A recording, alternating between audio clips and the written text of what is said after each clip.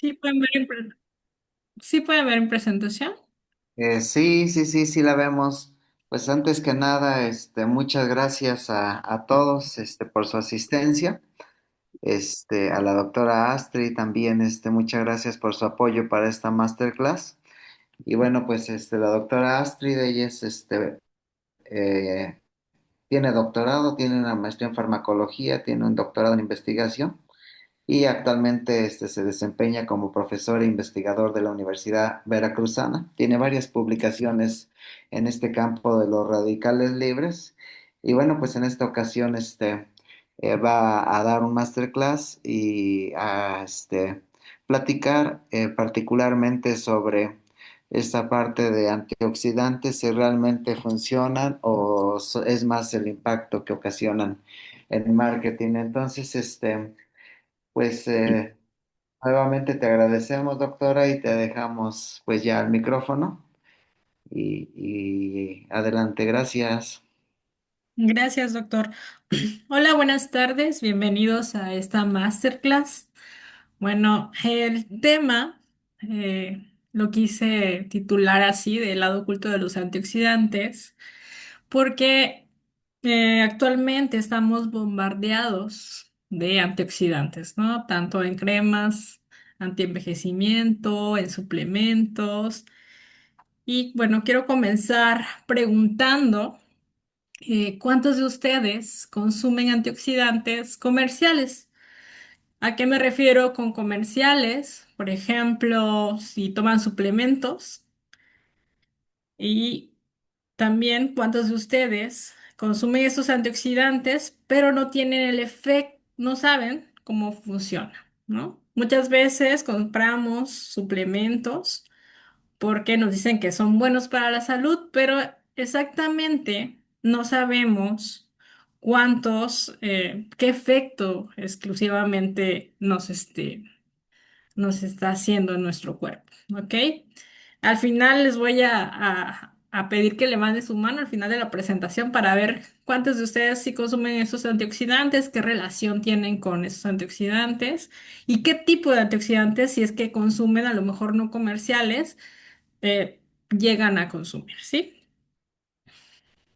¿Qué nos han vendido sobre estos antioxidantes? Bueno, la mayoría, como he mencionado, asocia antioxidantes con salud, ¿no? Pero ¿cuándo es ciencia y cuándo solo es marketing? Muchas veces nos quieren vender estos productos estrella, ¿no? Que nos van a curar cualquier enfermedad, etcétera. Pero aquí vamos a ver de qué manera si los antioxidantes nos van a ayudar o no.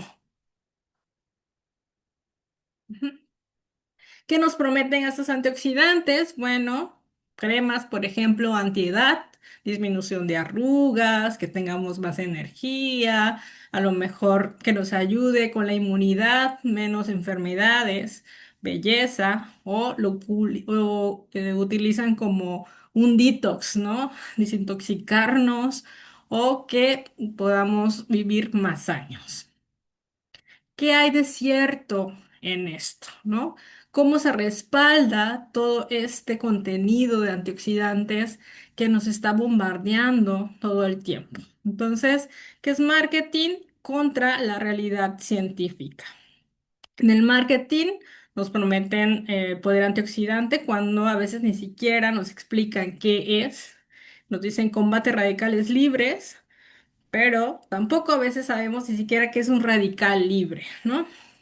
Y la ciencia nos va a demostrar con resultados ya duros y comprobados qué dosis vamos a tener que utilizar para que tengamos un efecto efectivo contra algún padecimiento o como para evitar cualquier enfermedad. ¿Ok? Hay un mito muy grande que todos los antioxidantes son beneficiosos y todos los radicales libres son nuestros enemigos absolutos, totalmente, ¿no? Antioxidantes es todo bueno, siempre que lo consumamos, entre más consumamos, vamos a tener una mejor vida, vamos a evitar enfermedades. Esto no es del todo cierto y ahorita vamos a ver por qué, ¿no? ¿A qué conlleva esto? A una suplementación indiscriminada. Empezamos a consumir suplementos de todo lo que existe en el mercado, ¿ok? Y esto puede tener repercusiones en nuestro organismo, ¿ok? Vamos a definir qué es un antioxidante. Un antioxidante va a ser una molécula que va a inhibir o retrasar la oxidación de otras moléculas. Por lo tanto, este va a donar un electrón o un hidrógeno y se va a oxidar. Ujú. Entonces, ¿qué va a producir? Radicales libres. ¿Cuál es la finalidad? Que un compuesto antioxidante sea menos reactivo que el compuesto que va a neutralizar. Ujú. Por eso se utiliza en pequeñas cantidades. ¿Qué pasa cuando nosotros aumentamos esta dosis de antioxidantes? Vamos a tener mucho más moléculas oxidadas. Ujú. O radicales libres, probablemente, precursores de radicales libres. Entonces va a aumentar y en vez de ser antioxidante, se puede volver prooxidante. Nosotros tenemos, bueno, hay diferentes tipos de antioxidantes. Tenemos los enzimáticos y, bueno, esos se encuentran de manera endógena en nuestro cuerpo. Los no enzimáticos, que pueden ser, por ejemplo, el glutatión reducido, los endógenos y los exógenos. Dentro de los endógenos, ya mencioné, tenemos estos enzimáticos y no enzimáticos. Dentro de los enzimáticos podríamos encontrar la superóxido dismutasa, o la catalasa. Y los que nos vamos a enfocar un poquito más ahora son los exógenos. ¿Qué son los exógenos? Aquellos que vamos a adquirir en la dieta, por ejemplo, o a través de suplementos o a través de medicamentos. Ujú. De manera normal, nosotros estamos produciendo radicales libres, ¿ok? Y tenemos, como ya mencioné, estas enzimas que van a ayudar a disminuir esos radicales. Por ejemplo, en una respiración mitocondrial se va a producir anión superóxido. Entonces tenemos la superóxido dismutasa que va a formar el peróxido de hidrógeno que, bueno, ya sabemos que este no es un radical libre, pero sí es un precursor, una especie reactiva de oxígeno. ¿Ok?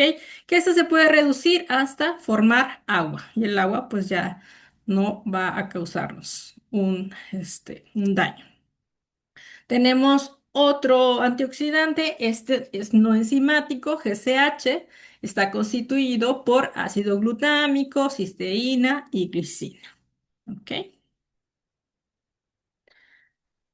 Dentro de estos antioxidantes exógenos que les menciono, lo podemos adquirir en la dieta.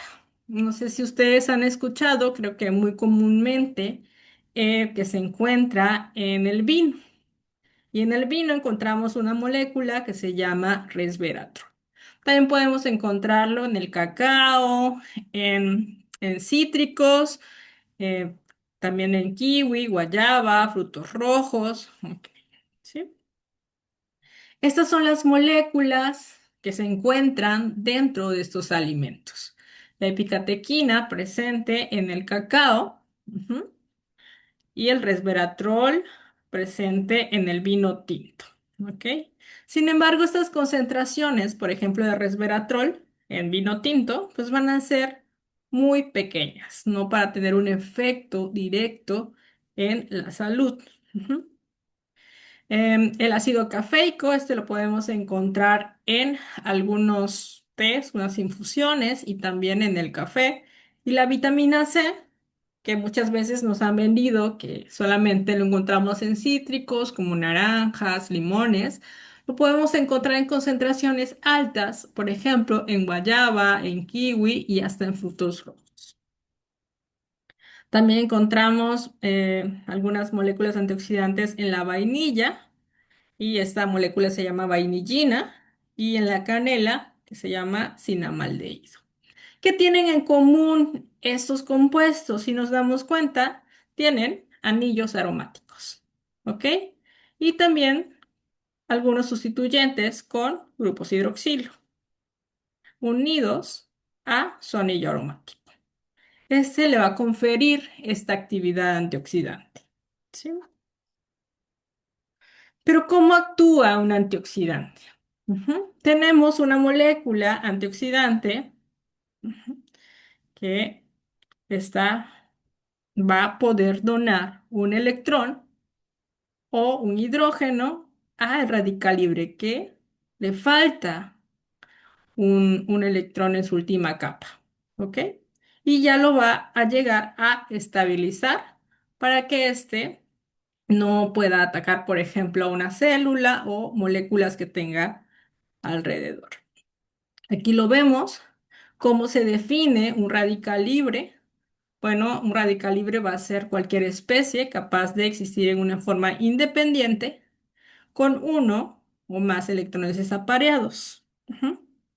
Y bueno, aquí lo vemos como el anión superóxido le falta justo un electrón, ¿sí?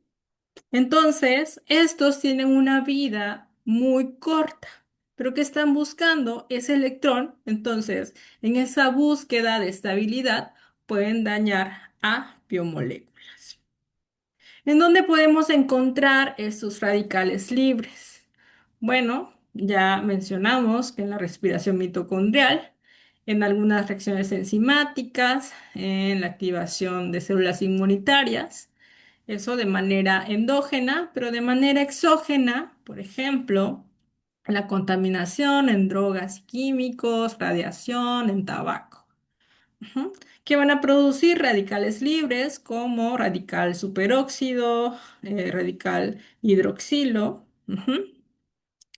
dióxido nítrico y dióxido. Y al final, estos radicales libres van a tener un impacto en dañar biomoléculas como el ADN, como las proteínas y como los lípidos. Pero no todo es malo, lo que decíamos de los mitos, ¿no? Un radical libre siempre decimos es malo totalmente y no. ¿Por qué? Porque, por ejemplo, si no se produjera ese radical libre en la respuesta inmunitaria, aquí tenemos mieloperoxidasa dentro de los neutrófilos. Los neutrófilos van a producir ácido hipocloroso. Generalmente puede formar ácido hipoyodoso, ajá, pero generalmente forma ácido hipocloroso por su concentración plasmática del cloro. ¿Qué función tiene este ácido hipocloroso? Bueno, va a eliminar a los patógenos. ¿Qué patógenos? Pueden ser virus, pueden ser bacterias y hasta parásitos. Entonces tenemos esta defensa, ¿no? ¿De qué manera está actuando de manera benéfica un radical libre? No podemos eliminarlo del todo. ¿Qué pasa si lo eliminamos del todo? Nos quedamos desprotegidos. Y aquí lo vemos, ¿no? Otra vez, en donde podemos obtener estos radicales libres de manera exógena, rayos UV, contaminación, estrés y una mala alimentación. ¿Por qué una mala alimentación? Ya vimos que nosotros podemos adquirir este, antioxidantes exógenos en la dieta. ¿Qué pasa si no consumo estos antioxidantes y en vez de eso me la paso comiendo, por ejemplo, alimentos ultraprocesados o alimentos fritos que pueden también contener algunos radicales libres? Ujú. Cuando hay un desequilibrio entre estos radicales libres y los antioxidantes, pues hay un daño celular, como lo vemos aquí. Ujú, a lo que vamos a denominar o a llamar estrés oxidativo. Cuando hay un aumento de especies oxidantes o radicales libres y una disminución de los antioxidantes, ¿ok? Siempre debe estar en equilibrio. ¿Y a qué nos va a llevar este desequilibrio o este estrés oxidativo a presentar enfermedades por modificación de carbohidratos, oxidación de lípidos, modificaciones en los nucleótidos para la formación, por ejemplo, de algún tipo de cáncer, modificación de proteínas asociados a enfermedades neurodegenerativas, ajá, y procesos inflamatorios como artritis, como colitis ulcerativa.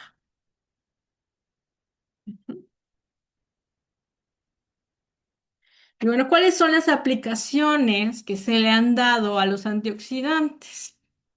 Ujú.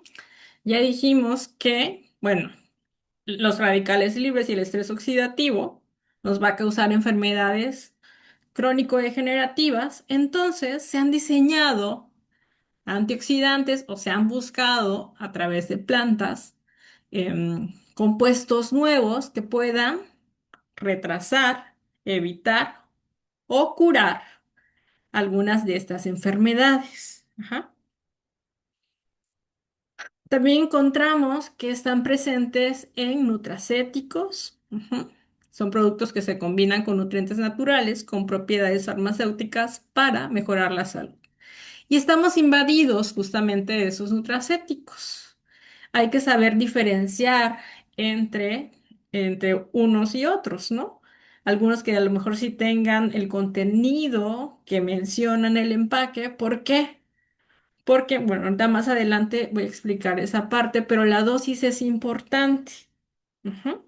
Si no consumimos una dosis importante de, o exacta de esos nutracéuticos, pues no vamos a tener un efecto, el efecto que estamos buscando.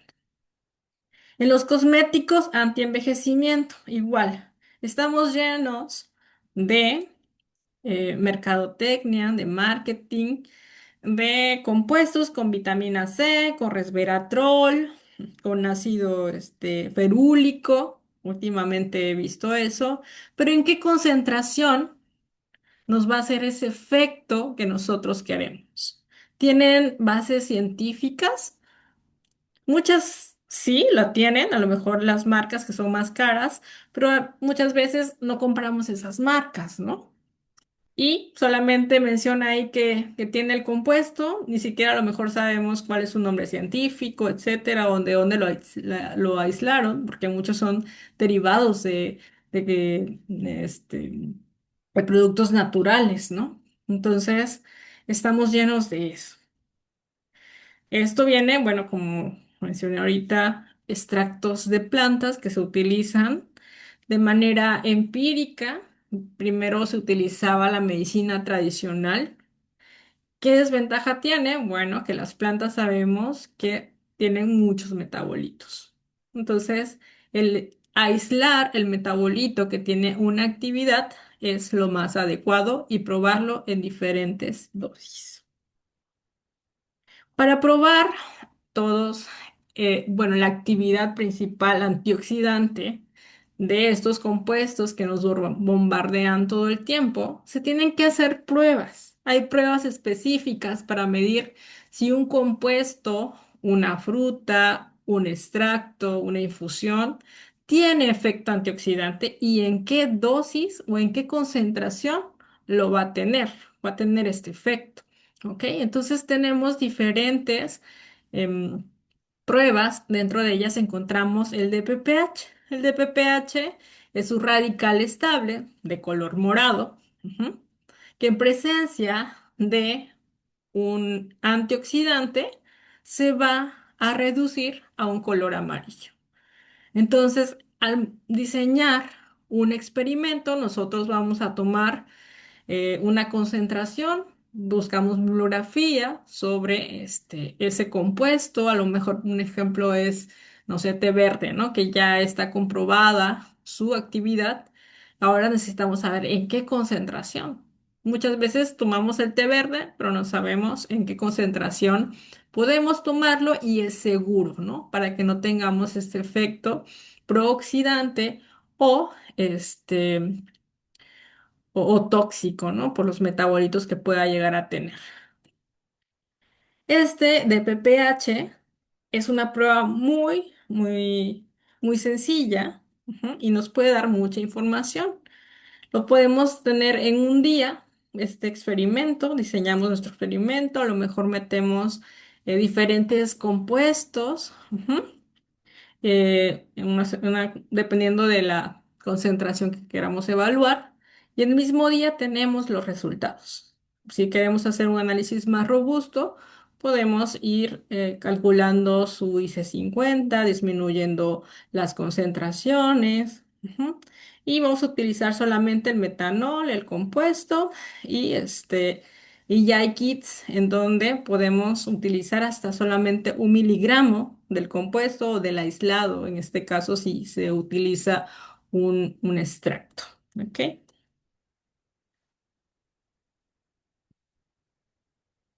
Luego tenemos el ABTS. El ABTS también es una prueba antioxidante.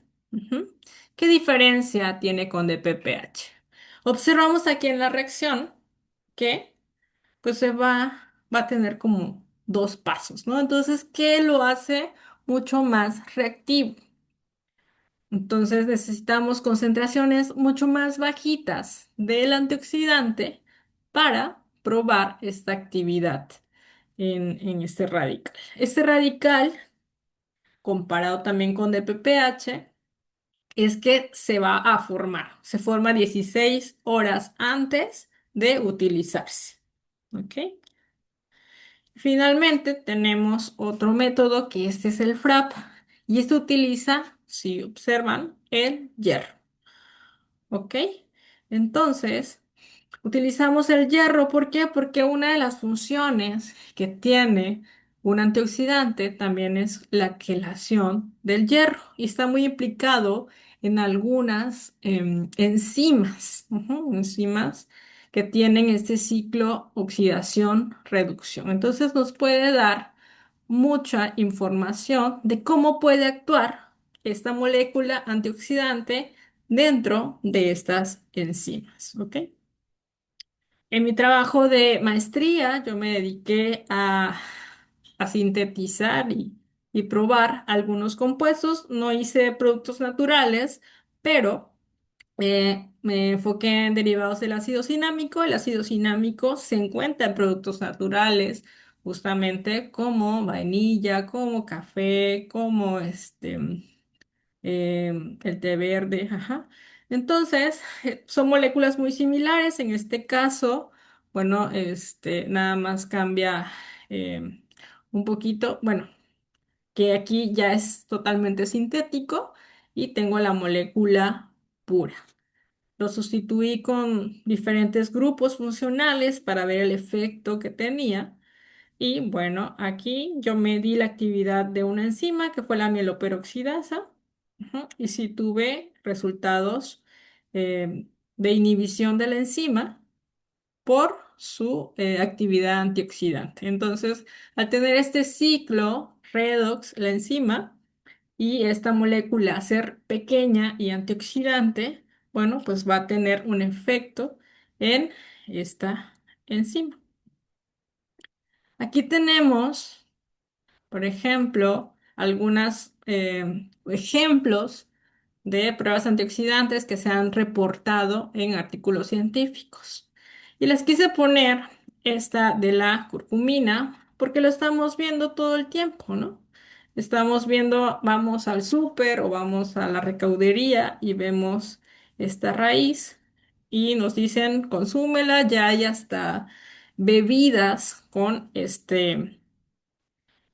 esta raíz, ¿ok? Y menciona en este artículo que tenía actividad antioxidante, pero también em, actividad enzimática, ¿ok? Y aquí podemos observar, y lo que les mencionaba, no solamente es consumir un antioxidante, es saber en qué dosis me va a dar el efecto que yo necesito. ¿Ok? Aquí, por ejemplo, midieron la capacidad antioxidante en diferentes tiempos, ujú, y con diferentes extractos. Eso también es importante, conocer en qué lo podemos extraer, porque dependiendo del solvente que utilicemos, vamos a extraer ciertas moléculas, si son polares o no polares, ajá, y vamos a ver el efecto que tienen. Por ejemplo, si lo tomamos en leche, va a ser diferente que si lo consumimos en agua. Ajá. Y cuando consumimos algunos suplementos que no tienen evidencia científica y a lo mejor nos tomamos dos o tres, no sabemos el efecto que tiene en nuestro cuerpo. Ajá. Esa dosis que nos estamos consumiendo. Entonces es importante hacer este tipo de pruebas antioxidantes para conocer en qué dosis debemos administrar y si va dirigido hacia alguna enfermedad crónico-degenerativa, también a lo mejor hay que variar la dosis, ¿no? La concentración. Y bueno, eso sería todo por mi parte. No sé si tengan alguna duda.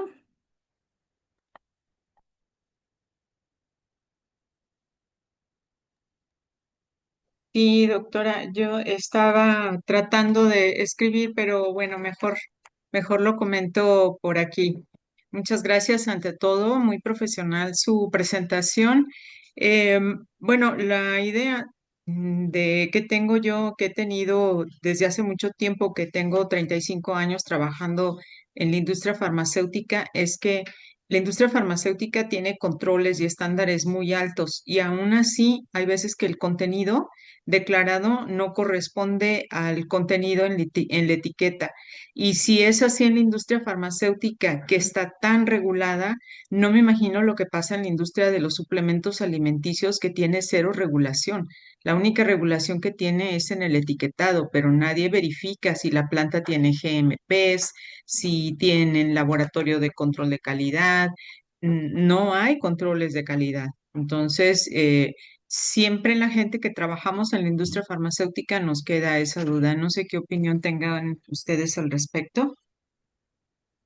Sí, claro. No he tenido como el gusto de trabajar a lo mejor en una farma, pero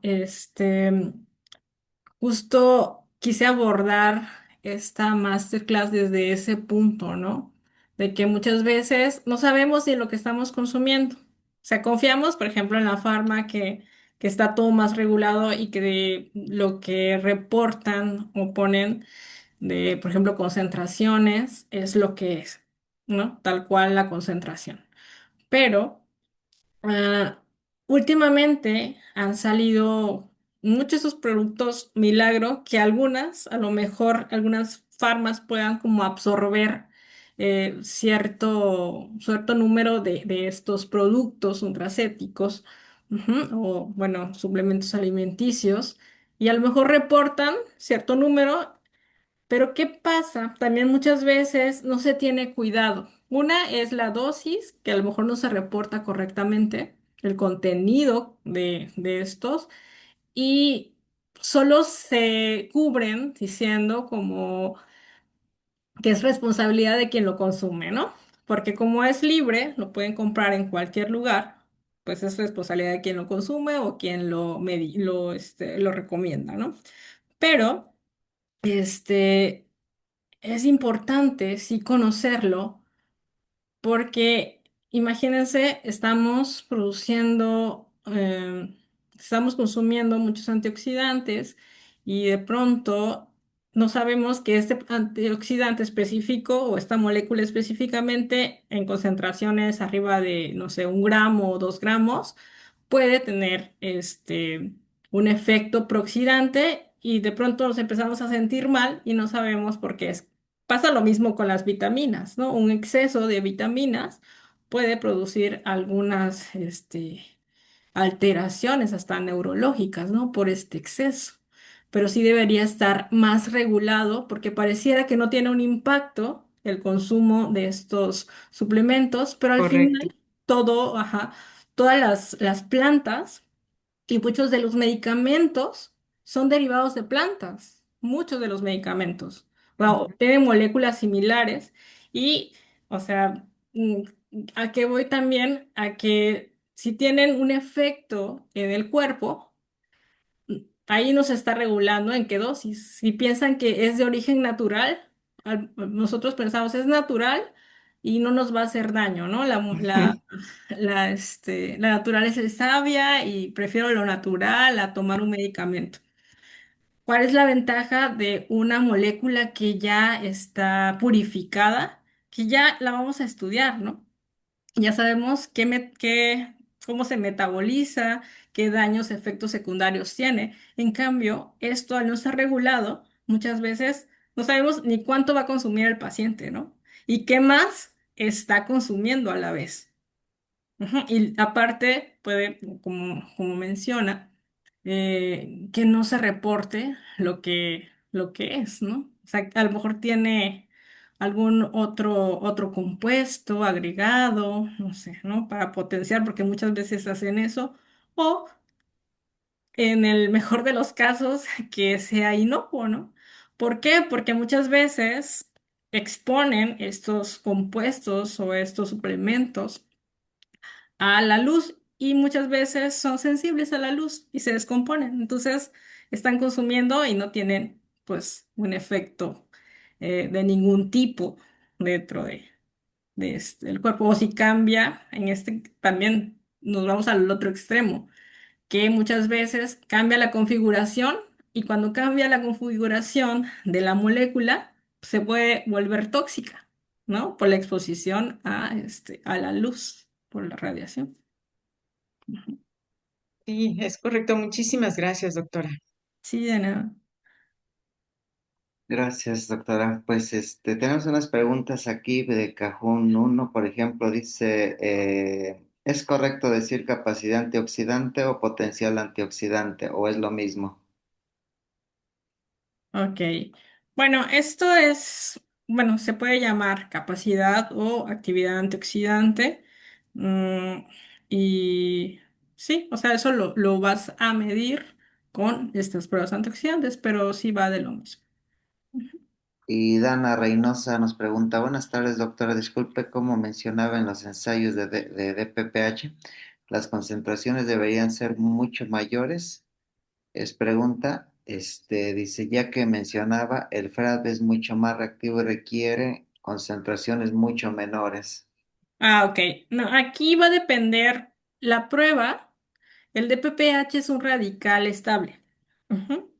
Entonces, yo lo comparaba con el ABTS. El ABTS, al ser un radical más inestable porque se forma 16 horas antes, generalmente yo en los ensayos que he hecho me he dado cuenta que necesitamos una concentración más baja del compuesto que vamos a evaluar. ¿Por qué? Porque va a desestabilizar a la molécula más rápido. Entonces, este antioxidante, como está más inestable en la BTS, le va a donar más rápido. La reacción es más rápida y necesitamos mucho menos compuesto versus un DPPH que es más estable, entonces tarda un poquito más en donar su electrón o su hidrógeno al ser más estable. Las concentraciones las vamos o sea, podrían ser iguales, ¿no? Entre una y otra. Les digo, por mi experiencia, sé que en ABTS se utilizan concentraciones más bajas, pero yo comenzaría con la misma concentración para las tres pruebas. Si a lo mejor voy a evaluar, no sé, 100 micromolar para todas y ya veo si con esta, todas a lo mejor en DPPH me dio un 50% de actividad, pero en ABTS me dio un 100%, pues entonces le voy a bajar a ABTS. ¿Por qué? Porque ya sé que la naturaleza de ese radical es más inestable. Entonces, a lo mejor con 50 me sigue dando el 100, le bajo de nuevo, voy disminuyendo hasta encontrar en qué concentración me sigue dando ese 100%. A lo mejor con 10 es la concentración en la que me da la actividad al 100% y es la que voy a reportar, ¿no? O puedo hacer mis concentraciones desde, no sé, 5 10 y así sucesivamente hasta llegar a 100 o hasta 200, ¿no? Dependiendo del compuesto que voy a evaluar. Ujú. Gracias, doctora. Tenemos otra pregunta, Carolina Ñacato. Pregunta, buenas noches, ¿es necesario realizar todos los ensayos de PPH, ABTC y FRAP o cuál sería indispensable realizarlo? Bueno, por lo menos dos para poder comparar entre uno y otro, medir la actividad, a lo mejor los tres no, pero va a depender eh, de lo que estés buscando, ¿no? A lo mejor si quieres inhibir alguna enzima que tiene hierro, pues yo te recomendaría que hicieras FRAP, pero a lo mejor no vas a utilizarlo con un enzimático, solamente quieres medir actividad antioxidante.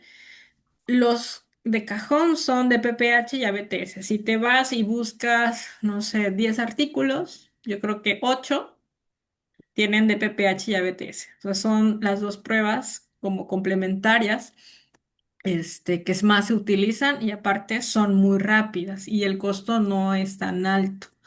¿Ok? Entonces, y aparte no necesitamos mucho mm, mucho ni reactivo. Por ejemplo, ya hay kits que utilizan muy poquito reactivo de disolventes o del compuesto si es que es aislado o si es sintetizado. Ujú, pero yo me quedaría con dos y ya tú decides. De cajón metería siempre de PPH y ya alternar con ABTS o con FRAP. Gracias, doctora. Sí, nada. Pues otra pregunta de Dana Reynoso. Dice, como mencionaba en su tesis de maestría, evalúa en sílico, ¿hizo sus ensayos en enzimas o en proteínas? ¿O cómo fue su proceso de selección? Ah, ok, sí. Parte de mi tesis de maestría fue hacer acoplamiento molecular en la enzima. La enzima fue la mieloperoxidasa y esta enzima, bueno, las estructuras para hacer el acoplamiento este, lo obtuvimos este, de una simulación. Entonces, en diferentes tiempos de esta enzima, fue de 10 y buscamos la conformación que más información nos diera, ¿no? En donde tenía mejor actividad este compuesto. Vimos, observamos, en todas llegaba al sitio activo, interaccionaba con los residuos de aminoácidos, que eso es muy importante, ¿no? Hacia dónde lo quieres dirigir. Podemos tener solamente el modelo de antioxidantes, pero ahora tenemos que darle un uso, ¿no? A qué enfermedad lo quiero dirigir? Y tenemos a lo mejor, si no es mieloperoxidasa, alguna otra enzima que tenga ciclo redox, ¿no? Para que tenga un efecto al ser antioxidante. Pero así lo diseñé. Y se Gracias. midieron todo, ajá, bueno, se midieron todos los compuestos en diferentes tiempos y bueno, los resultados fueron bastante buenos. Gracias, doctor. Tenemos otra pregunta de Janet Cárdenas. Dice, buenas tardes, doctora. ¿Qué información acerca de los mecanismos de acción antioxidante nos da cada uno de los métodos que presenta? Ok, ambos nos van a dar eh, el mecanismo se llaman HAT o SET. Dependiendo si es HAT, es donación de hidrógenos y SET de electrones. ¿Ok? Entre uno y otro, ambos tienen como este mecanismo de medir cómo está actuando una molécula, si es por donación de electrones o, o, este, o, o de hidrógenos o de protones. Este, pero, ¿qué tienen de diferente? Que, por ejemplo, el de PPH se utiliza más para compuestos que no son tan polares comparados con un ABTS.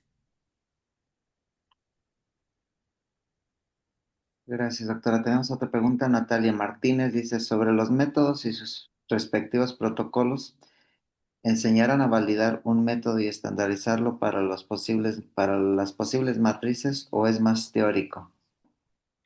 Ok, ¿cómo validar un método desde cero o a qué te refieres? O sea, por ejemplo, podemos en el curso, sí se enseña, por ejemplo, qué estándar utilizar, porque no nos podemos quedar solamente con un estándar, porque a lo mejor yo utilizo 5 salicílico y alguien más vitamina C y alguien más resveratrol y otro más Trolux, ¿no?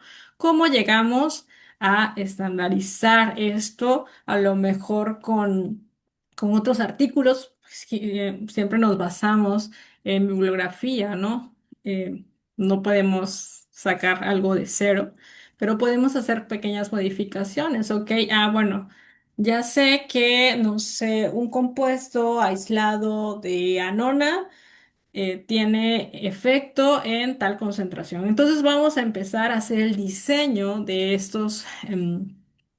de esta metodología a partir de esa concentración. Y si no nos da, ok, entonces empezamos a ver cuáles son las opciones o hasta en qué lo podemos disolver, ¿no? Todo eso es muy importante porque cada molécula o cada extracto va a ser diferente, ¿no? No todos tienen propiedades, bueno, si son polares, no polares o cómo lo estoy obteniendo, a lo mejor lo tengo en un medio más líquido o es más viscoso, etcétera. Entonces, sí vemos, abordamos todo eso en el curso. Ujú. A le pregunta, hola, buenas tardes, ¿por qué elegir DPPH como prueba de cajón? Bueno, el DPPH, al ser un radical estable y no tenemos que formarlo, y aparte se utiliza para todos los tipos de compuestos. O sea, em, si bien va más a compuestos no tan polares, puede darnos información también de compuestos polares.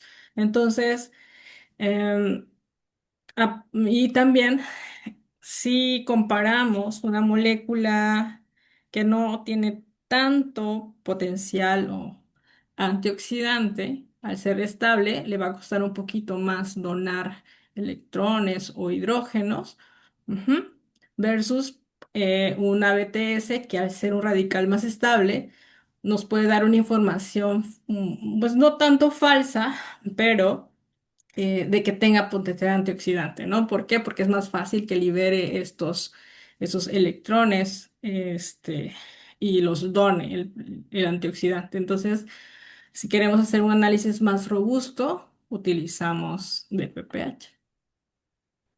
Gracias. Eduardo Gabriel Guzmán complementa un poco a las respuestas previas. Dice, cada uno de los métodos analiza mecanismos diferentes de reacción. Como mostró la doctora, por ejemplo, uno se basa en la transferencia de hidrógenos y otro en la transferencia de electrones.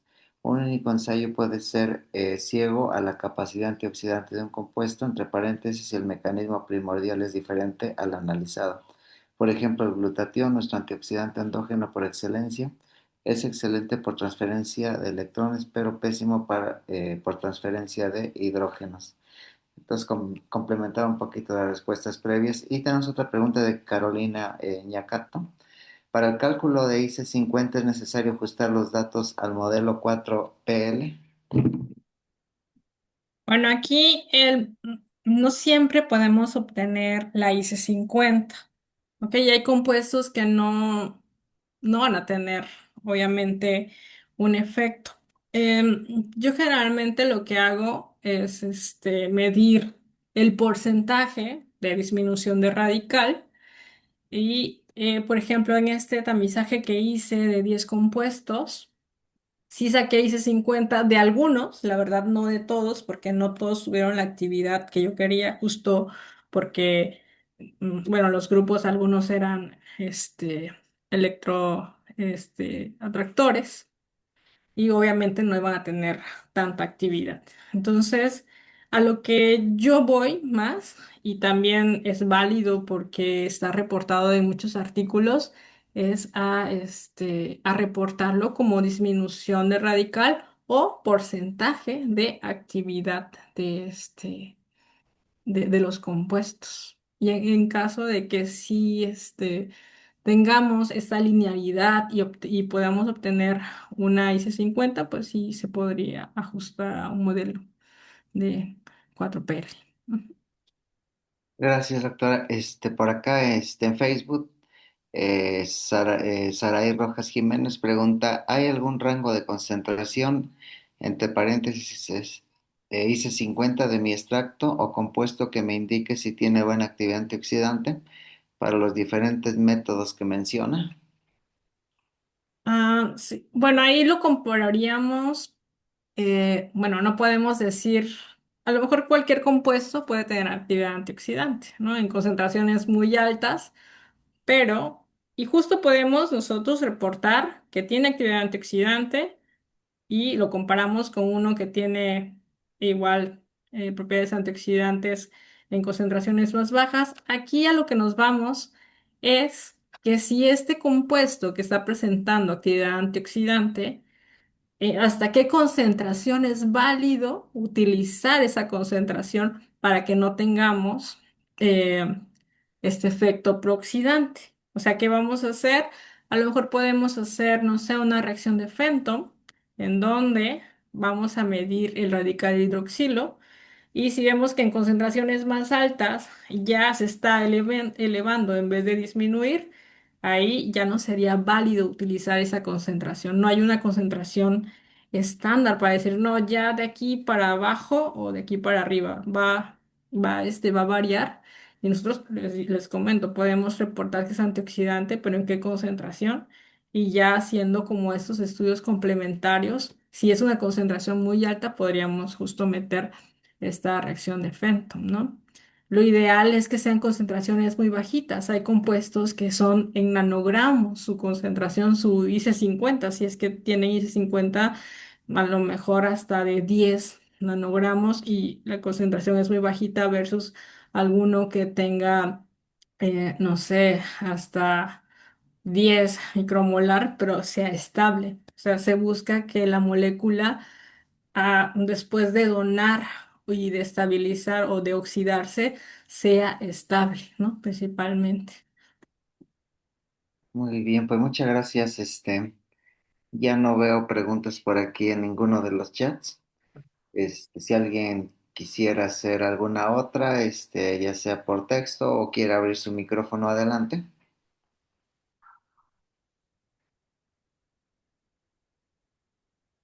Y bueno, para aquellos que preguntaban sobre los cursos de la doctora, pusimos por ahí en el chat el link del curso, donde ella habla ampliamente de todo este tipo de metodologías, las ventajas, las desventajas y todo el potencial que tienen metodologías ampliamente estandarizadas y ensayadas por la doctora durante sus estudios de posgrado y actualmente pues en sus proyectos de investigación.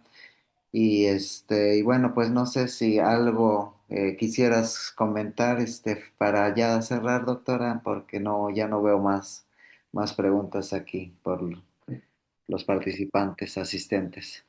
No, bueno, sería todo por mí y bueno, gracias por sus preguntas y por escuchar esta plática. Pues les agradecemos a todos. Muchas gracias nuevamente, doctora. A todos los asistentes, muchas gracias. Y bueno, pues se cargará esto al YouTube para todos aquellos que no pudieron verla o quien quiera volver a ver la presentación. Ahí va a estar disponible en YouTube de Farbiois. Pues que tengan muy buenas tardes y buenas noches, en algunos otros lugares, fuera de México, que ya, por allá por Chile y Perú, ya seguro está oscuro. Pues les agradecemos y seguimos por ahí en comunicación. Ya en breve les haremos saber la siguiente masterclass. Y te agradecemos mucho, doctora, y seguimos también igual en comunicación sobre lo que procede en el curso ya en unos días. Que tenga buena noche, hasta luego. Buenas Muchísimas noches, hasta gracias. luego. Hasta luego. Hasta luego.